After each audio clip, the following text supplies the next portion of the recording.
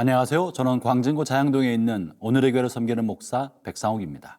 오늘도 생명의 삶으로 하루를 시작하며 하나님의 말씀과 함께 하루를 살아가는 여러분 모두에게 크신 하나님의 넘치는 은혜가 종일토록 함께 하시기를 바랍니다. 예수님의 제자 사도 요한은 예수님과 함께 보냈던 마지막 날의 일을 아주 생생히 기억하고 그날의 일을 매우 자세히 기록으로 남겼습니다. 오늘 본문에도 마지막 만찬 석상에서 일어났던 일들을 아주 세밀하게 기록해 남겼는데요. 그러면 오늘의 본문의 말씀 요한복음 13장 21절부터 30절의 말씀을 먼저 들어보도록 할까요? 요한복음 13장 21절에서 30절 말씀입니다.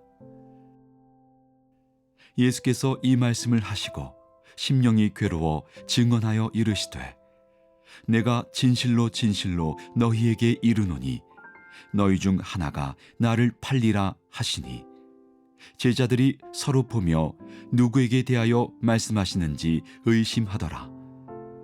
예수의 제자 중 하나 곧 그가 사랑하시는 자가 예수의 품에 의지하여 누웠는지라. 시몬 베드로가 머릿짓을 하여 말하되 말씀하신 자가 누구인지 말하라 하니 그가 예수의 가슴에 그대로 의지하여 말하되 주여 누구니이까?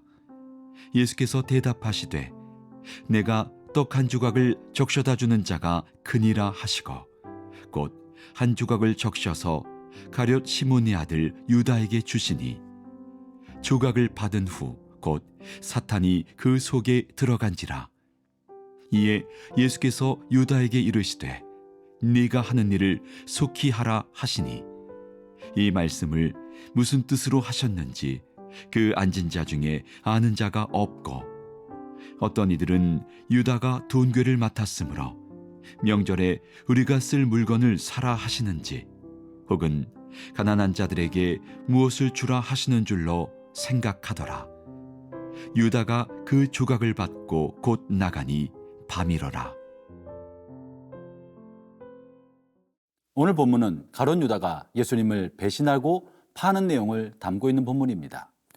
주님께서는 가룟 유다가 자신을 배신하고 팔 것을 알고 계셨습니다.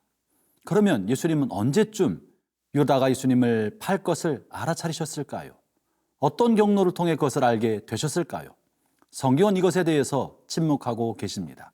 어떤 경로로 언제쯤 예수님이 알게 되셨는지에 관해서는 조금도 언급이 없고 다만 예수님께서 그것을 알고 계셨다고만 말씀하고 계시죠. 21절을 제가 읽어보죠. 예수께서 이 말씀하시고 심령이 괴로워 증언하여 이르시되 내가 진실로 진실로 너희에게 이르노니 너희 중 하나가 나를 팔리라 하시니 주님께서는 유다가 예수님을 팔 것을 알고 계셨습니다. 그러면서도 유다에게 빵을 떼어 주시는 사랑을 베풀어 주신 것이죠. 당시 근동지방의 식사 습관에 의하면 왼쪽으로 비스듬히 누워서 식사를 하였습니다. 그래서 예수님께서 빵을 떼어 줄 수 있는 사람은 바로 옆에 있는 사람이거나 바로 한 칸 건너 있는 사람, 다시 말하면 팔을 뻗어 닿을 수 있을 정도의 매우 가까운 사람에게만 빵을 나눠줄 수 있었습니다. 그렇게 본다면 가룟 유다는 멀리 떨어져 앉았던 사람이 아니었던 것입니다. 예수님의 바로 한쪽편에 있었던 사람은 예수님을 사랑하는 또 예수님께서 사랑하셨던 요한이 예수님의 품에 기대어 있었다고 말합니다. 그러니까 예수님께서는 사랑하는 사람을 바로 옆에 앉히셨던 거죠. 그렇게 본다면 가룟 유다는 예수님으로부터 많은 사랑을 받은 사람이었습니다. 그래서 예수님과 지근거리에 앉아서 예수님과 함께 식사를 하였던 것입니다. 그래서 예수님께서 유다에게 유다야 너의 할 일을 하라고 말씀하실 때 예수님은 유다로 하여금 예수님을 팔려는 계획을 실행하는 의미에서 그렇게 말을 했지만 다른 제자들이 들을 때 예수님께서 유다를 사랑하시기 때문에 유다에게 무언가 중요한 일을 맡겼구나라고 생각할 정도였습니다. 다시 말하면 예수님은 유다를 지극히 사랑하셨고 그가 자신을 팔 것을 아시고 계셨음에도 불구하고 그를 향한 원망과 불평, 미움과 분노를 가지지 않으시고 끝까지 사랑하셔서 그에게 자신의 살을 상징하는 빵을 떼어 나눠 주신 것입니다. 아울러 사랑하는 제자 요한이 예수님의 품에 기대어서 이야기하는 장면이 오늘 본문에 묘사되어 있는데요. 23절, 25절의 말씀이 그것입니다. 23절 읽어보죠. 예수님의 제자 중 하나 곧 그가 살아는 자가 예수의 품에 의지하여 누웠는지라. 25절에서도 그가 예수의 가슴에 그대로 의지하여 말하되 주여 누구니이까. 예수님은 범접할 수 없는 신성을 가진 분이었지만 매우 친밀한 인격적인 분이셔서 자신의 품에 의지하여 스킨십을 하고 있는 제자를 그대로 받아주신 것입니다. 마지막 순간에도 자신을 배신하는 자에게 빵을 떼어줄 만큼 따뜻한 인품을 가진 사람이셨습니다.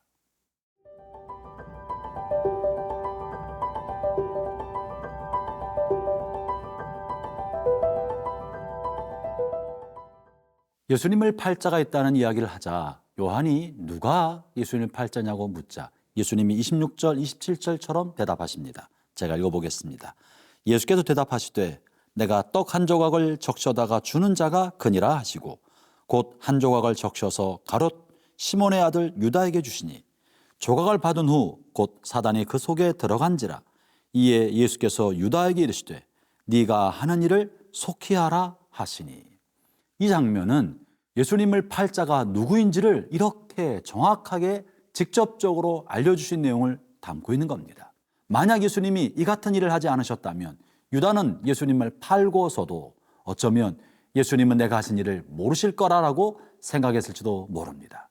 그러나 오늘 본문처럼 네가 나를 팔 사람이라는 것을 내가 알고 있다라고 명확하게 말씀하셨는데 정상적인 사람이라면 이 순간에 주님 내가 잘못했습니다. 내가 죽일 놈입니다. 내가 돈에 눈이 어두워서 그랬습니다라고 그 자리에서 털썩 무릎 꿇고 주 앞에 회개해야 마땅하지 않겠습니까? 그러나 유다의 반응은 참으로 놀랍고 안타깝기 그지없습니다. 유다는 그 자리에서 일어나서 예수님을 팔기 위하여 제사장을 만나러 가지 않았습니까? 이것은 우리에게 중요한 교훈을 전해줍니다. 그 중에 첫 번째는 우리가 범죄하려 할 때, 범죄의 충동과 의지를 가지고 있을 때 주님께서는 어떠한 경로를 통해서도 이것에 대해서 경고하신다는 것입니다. 사랑하는 성도 여러분, 여러분이 마음에 어떤 죄악의 충동이 생길 때 주님께서 여러분에게 양심과 주변의 환경과 주변 사람을 통하여 무언가 말과 사인으로 경고하고 제재하려 하실 때 즉시 알아차리고 뉘우쳐 돌이키게 되기를 바랍니다. 그때 돌이키지 아니하면 유다처럼 영원한 후회 속에 들어갈 수도 있는 것입니다. 두 번째 중요한 사실 중에 하나는 유다는 자신의 의지를 동원해서 주님을 배신한 것처럼 생각하지만 사실은 유다의 의지에 관여하고 있는 영적 실체가 존재하고 있다는 사실을 성경은 말해줍니다. 27절에 보면 조각을 받은 후 곧 사단이 그 속에 들어간지라.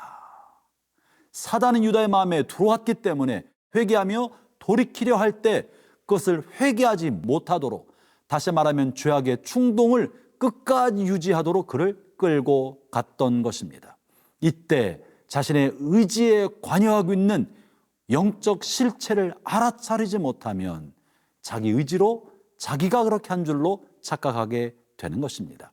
형제자매 여러분, 여러분이 죄를 지려는 의지를 가지고 있을 때 여러분의 마음속에는 여러분 말고 영적 실체, 악의 실체, 사탄이 관여할 수 있다는 사실을 알아야 합니다. 죄에 대한 경고를 받음에도 불구하고 끝끝내 죄의 자리로 가려고 하는 의지에는 악의 실체인 사단이 관여하고 있다는 사실을 깨닫고 사단을 꾸짖고 대적하면서 사단으로부터 벗어나야 합니다.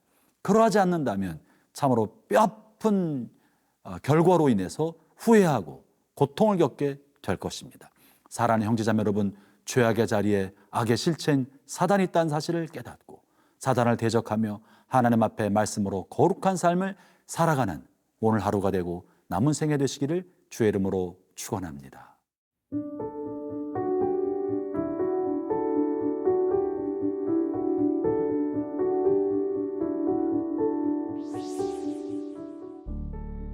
하나님 아버지, 우리가 실수하고 잘못할 때에도 주님은 변함없이 우리를 사랑하시고 끝까지 사랑하신 줄을 알았습니다. 오 하나님, 우리의 삶을 붙들고 계신 하나님의 사랑을 깨닫고 우리가 혹여라도 죄악의 자리, 악에 노출된 자리에 들어가게 될 때 사단의 충동에 따르지 않고 주님의 이끌림을 따라 죄악의 다리를 벗어나고 거룩한 길을 선택할 수 있게 하여 주시옵소서. 예수님 이름으로 기도합니다.